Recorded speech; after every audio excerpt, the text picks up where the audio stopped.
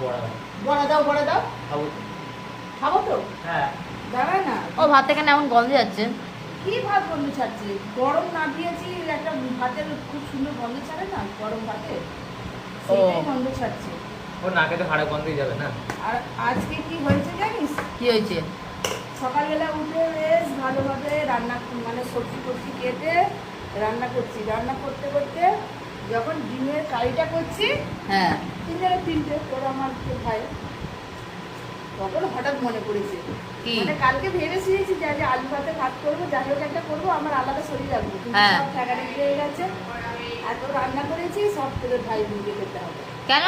খেতে পারবো না, কালকে রামনবমী, আজকে নিরামিষ। ও কালকে রাম পুজো।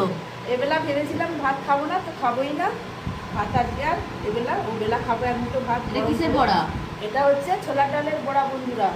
রামনবমী কালকে আমার আজকে নিরামিষ, কালকে রামনবমী। যা রান্না করেছি সেটা নিয়ে খাবে, তারপরে বাকি পড়ে থাকবে। কী কী রান্না করেছি দেখো। এখানে চিংড়ি মাছ দিয়ে, সজনা ডাঁটা দিয়ে, আলু দিয়ে কতটা তরকারি। খেতে পারবো তো আমরা?